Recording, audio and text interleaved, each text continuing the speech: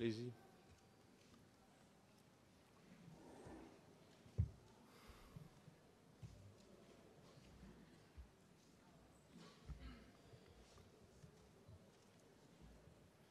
Monsieur Camara, on va vous poser des questions aujourd'hui, à partir d'aujourd'hui. Et toutes les questions qui ne seront pas contraires ou interdites vont vous être posées. Et vous aurez le droit de répondre à ces questions ou de dire que vous ne répondez pas. En ce moment, le tribunal appréciera. C'est-à-dire que vous pouvez répondre 2 fois par oui ou par non, simplement. Ou vous dites tout simplement que vous ne répondez pas à la question. En ce moment, le tribunal va apprécier. Et j'attire par la même occasion l'attention de tout un chacun, tous les acteurs qui doivent poser des questions, que toutes les questions qui vont partir dans le sens du communautarisme ou bien de l'ethnocentrisme, le tribunal va immédiatement rejeter ces questions. Ça, c'est pour tout le monde. Donc, on va poser des questions qui concernent les faits pour lesquels M. Camara est renvoyé devant ce tribunal.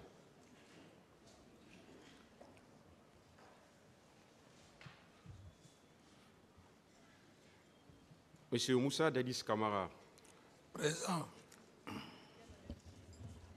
quelle était votre fonction à la date du 28 septembre 2009? Ma fonction, j'étais le président de la transition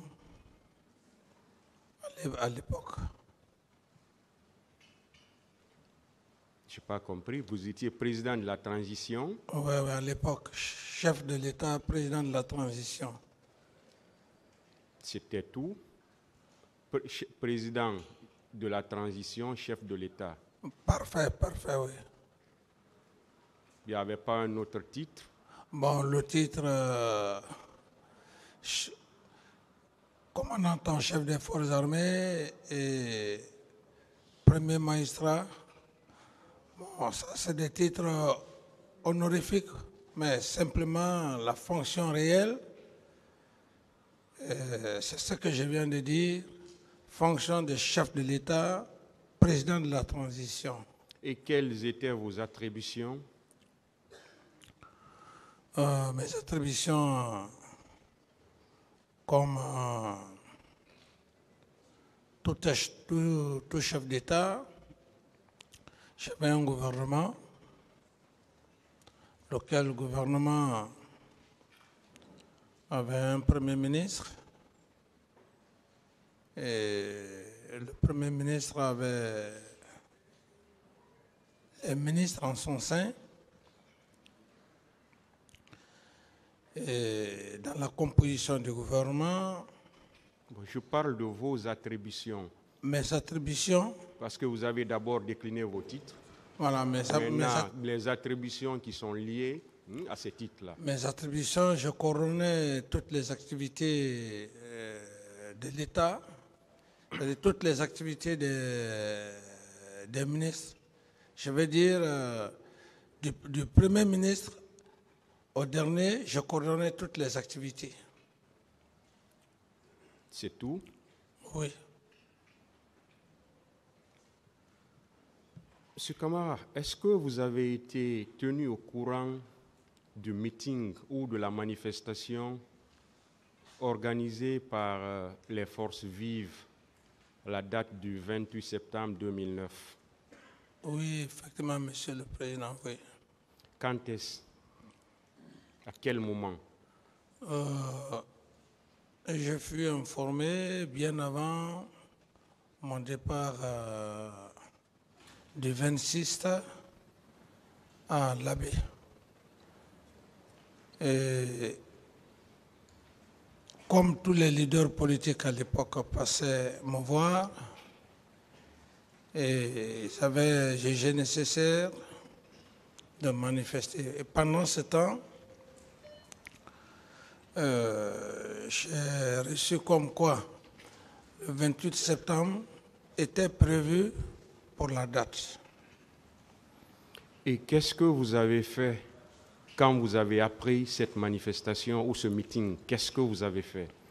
Et quand j'ai appris cette manifestation, je ne m'étais pas opposé pour ne pas qu'il y ait manifestation.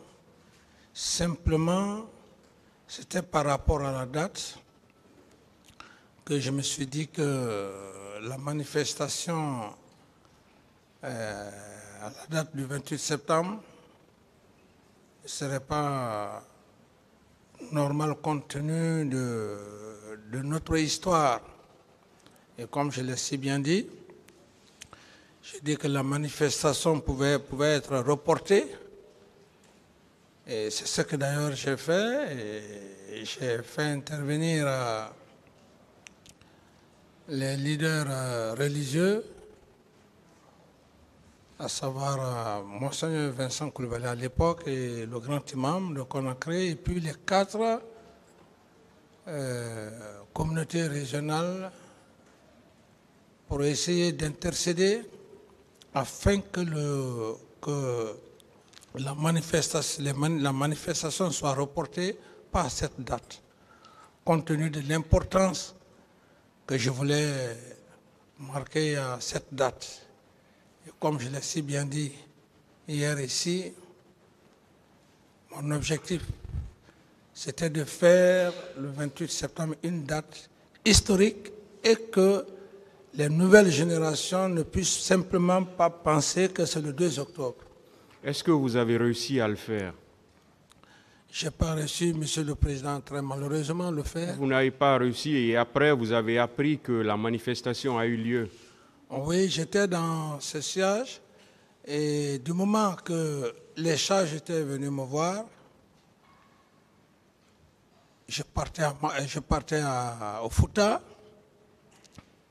Il y a eu un communiqué. Ce communiqué disait que les événements, que la date du 28 septembre était un événement historique. Et Voilà. qu'il Là, fallait... vous avez dit que vous n'avez pas pu empêcher la manifestation. Ça, c'était avant. Maintenant, à quel moment vous avez appris que la manifestation était en train de se dérouler? Parfait. C'est quand je suis revenu de Fouta. Je suis rentré très tard, environ 1h en allant, si j'ai bonne mémoire, et fatigué physiquement et moralement. De passage, j'ai même vu les leaders religieux au salon, mais je ne pouvais pas tenir. J'ai juste essayé dans la chambre que j'allais les appeler au téléphone. C'est quand... Monsieur Camara, Ouais. vous vous portez bien? Vous vous portez bien? Oui, ça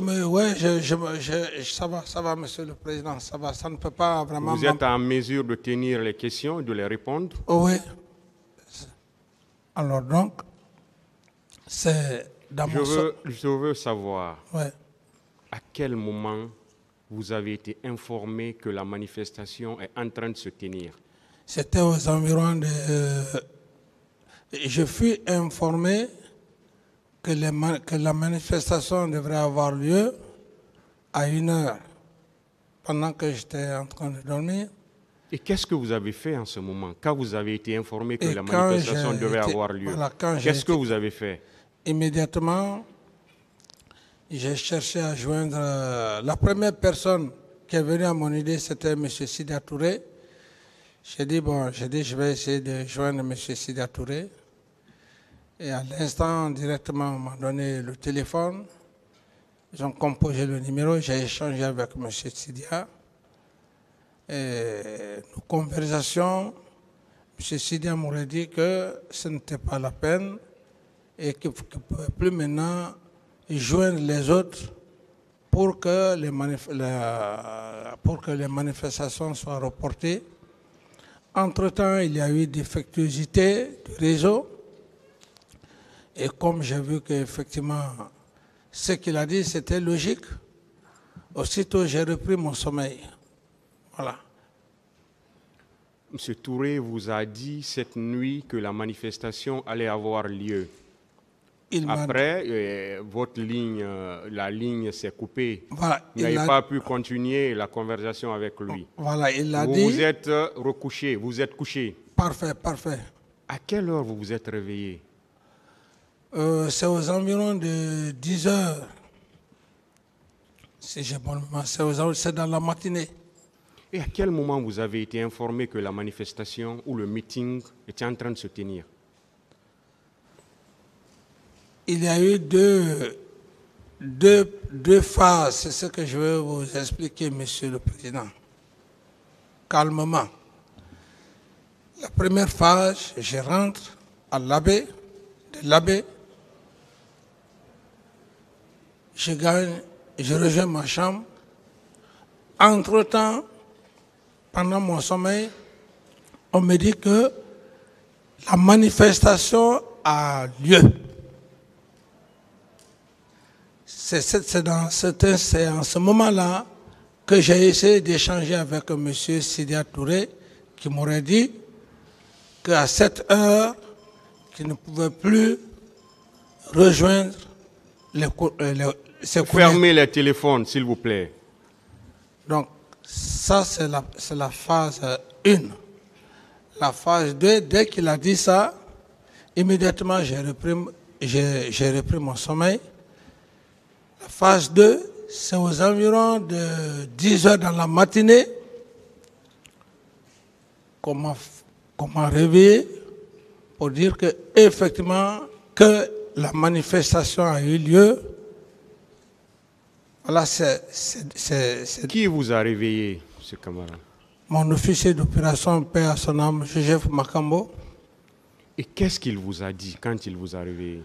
Quand il est, d'abord pour la première fois, il m'a dit, que Monsieur le Président, que vraiment, il y a la manifestation, que ça ne va pas, il y a vraiment la manifestation.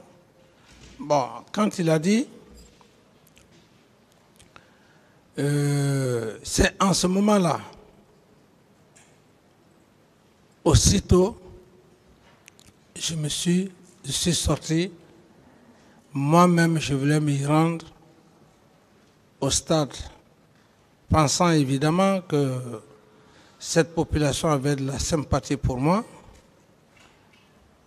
C'est dans cette situation que les militaires qui étaient autour de moi, y compris M.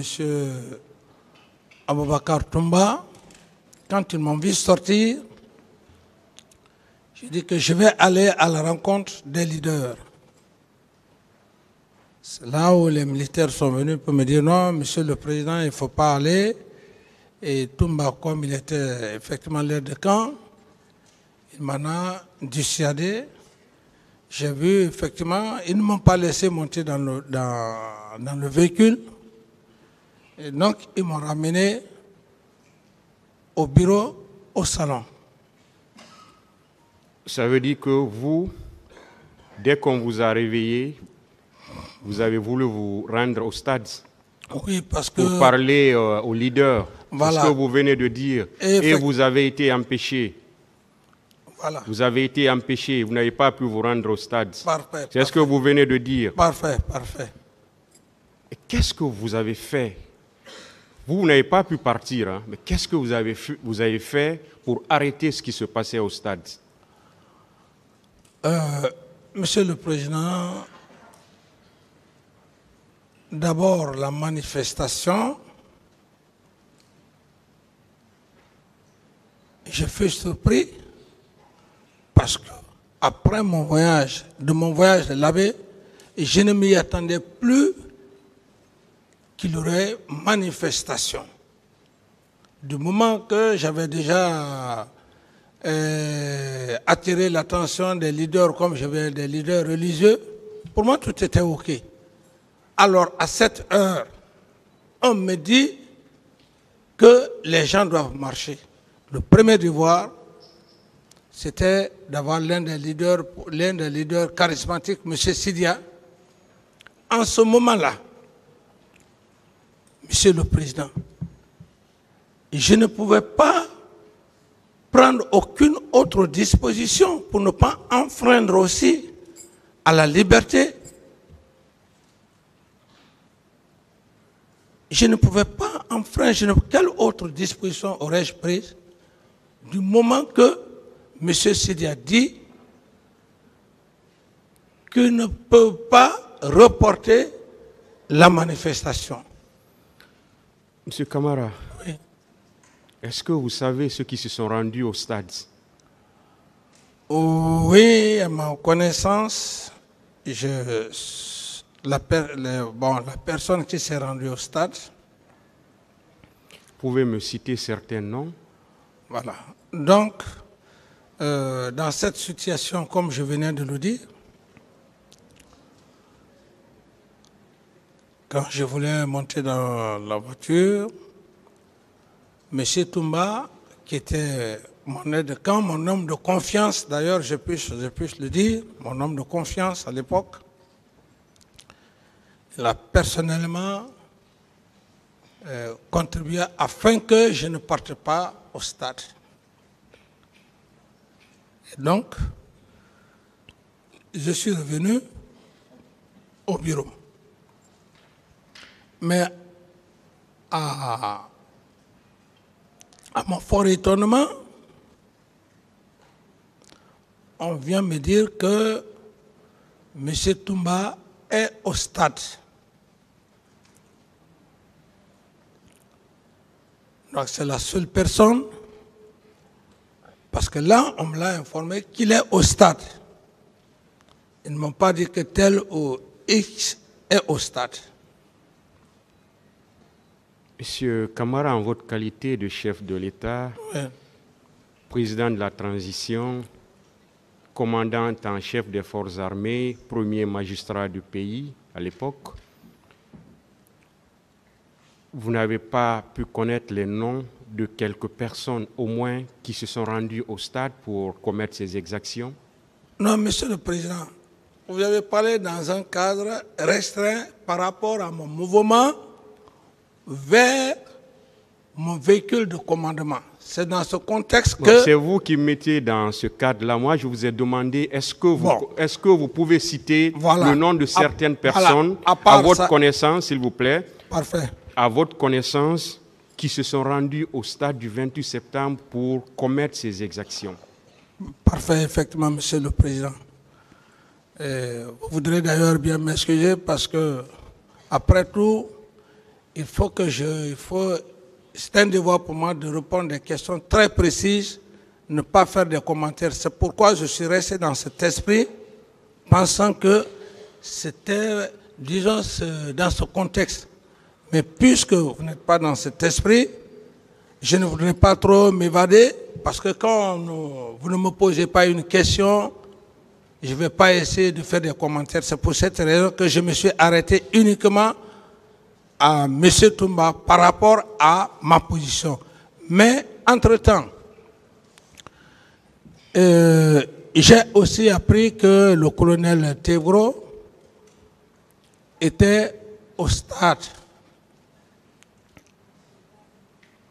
Et lequel d'ailleurs, après conversation avec les leaders, il m'a rapporté qu'il avait échangé, qu'il était parti effectivement pour les sensibiliser. Et puisque... Ça veut dire que c'est seulement ces deux noms que vous connaissez? C'est les deux noms que je connais, Monsieur le Président. Est-ce que vous avez appris que ce sont des bérets rouges de la garde présidentielle qui s'y sont rendus au stade?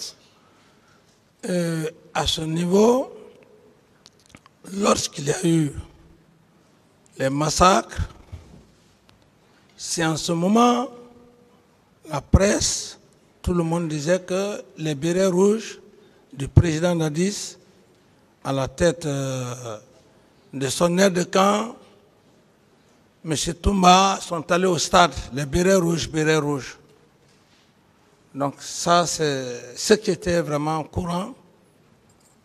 Vous n'avez pas cherché à savoir c'était qui ces bérets rouges?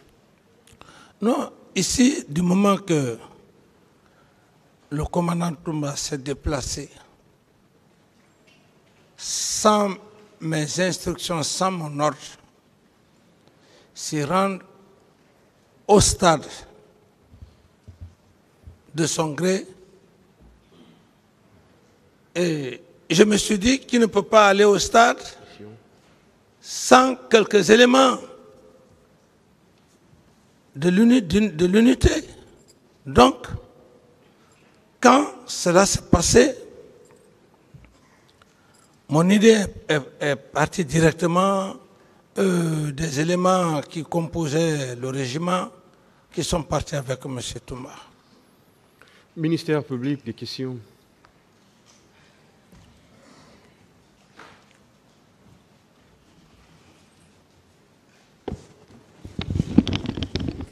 Merci, Monsieur le Président, Messieurs les assesseurs,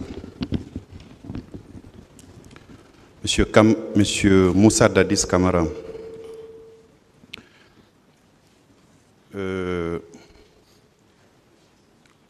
nous allons à tour de rôle vous poser des questions. Hier, dans votre exposé, vous aviez in fine dit que l'ordonnance qui saisit la juridiction vous a renvoyé devant elle pour des faits de complicité. Et vous êtes allé jusqu'à vouloir dire que toute question qui sortirait de ce cadre-là, vous apprécierez l'opportunité de répondre ou non. Je dois vous rappeler que vous avez un statut à cette barre. Vous êtes accusé comme tous les autres. C'est un rituel et nous vous poserons toute question susceptible d'éclairer la religion du tribunal. Vous n'avez pas un statut spécial, vous êtes accusé au même titre que ceux qui vous ont précédé. Ceci dit, il est vrai que vous êtes renvoyé pour des faits de complicité, d'assassinat, de meurtre, de complicité d'enlèvement, de torture, de séquestration de manifestants, de complicité de coups et blessures volontaires au stade du 28 septembre, de complicité de pillage de marchandises, de biens mobiliers, de l'incendie des magasins et conteneurs et leurs contenus, complicité de vol à main armée, non-assistance à personne en danger, enfin, pour avoir procuré illégalement aux recrues de Caléa des armes, munitions, instruments et autres moyens qui ont servi à la commission des crimes et délits au stade du 28 septembre, tout en sachant qu'ils devaient y servir. Alors, nous allons commencer. Je vais commencer par vous demander, la fois dernière, quand vous décliniez votre identité, vous aviez dit que vous étiez économiste, n'est-ce pas? Oui. Quel a été votre parcours universitaire, M. Camara? Merci, merci, monsieur le procureur. D'abord, je voulais juste revenir par rapport à ce que vous venez de dire.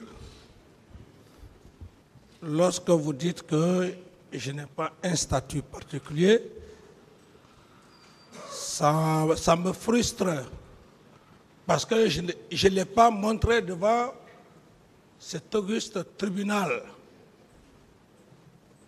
J'ai été clair pour dire que je suis un officier d'état-major.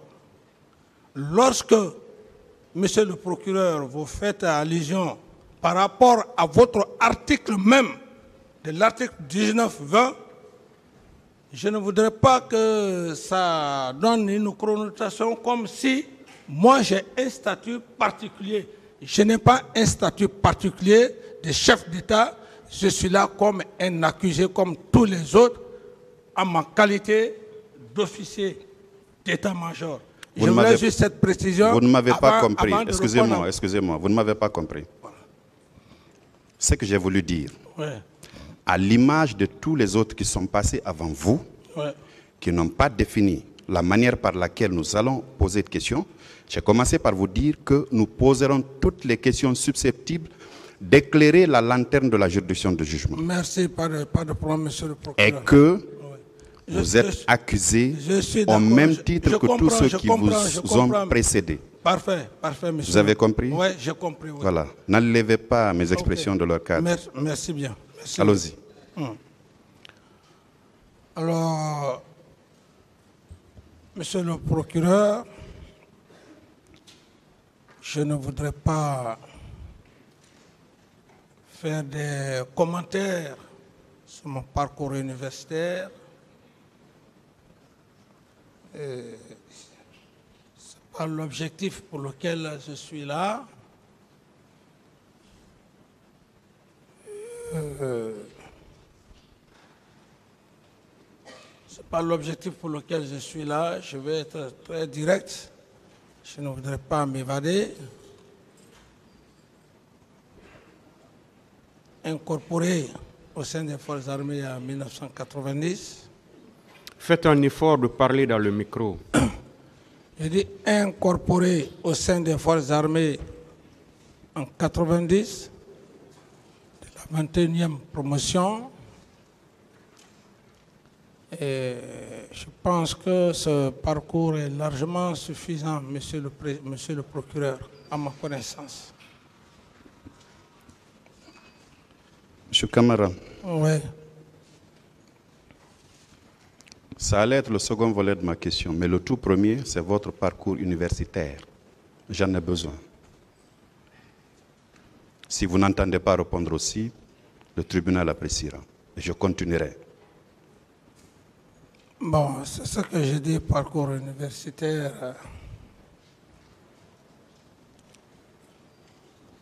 Je l'ai dit, je ne vais pas me répéter, monsieur le président. Je continue. Monsieur Camara, oui. Je vais répéter encore vos droits pour vous. Vous pouvez dire tout simplement que vous ne voulez pas répondre à cette question, ou bien vous la répondez. Voilà. Bon, la faculté de Bellevue, le premier degré, deuxième degré, Gamal Abdel Nasser. En 84, Gamal Abdel Nasser. Soutenance finie en 87. Soutenance faite. Donc la vie pratique.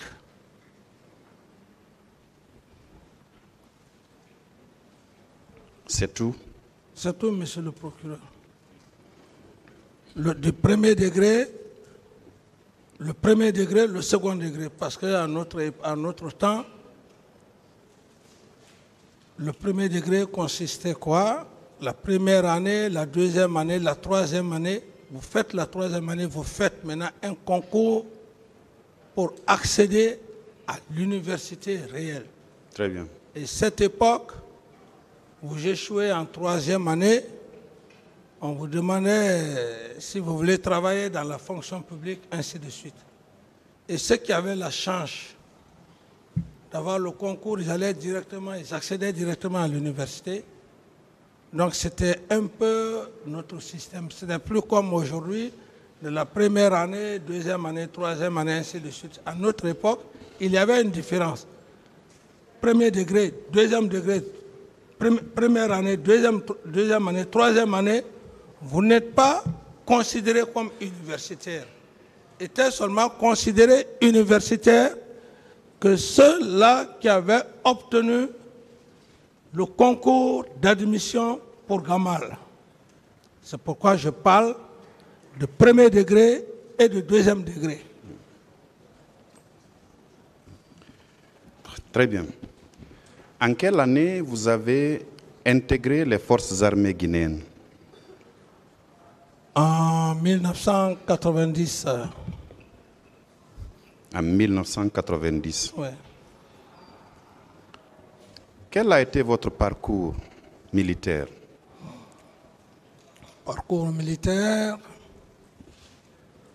classe 90, commune de base.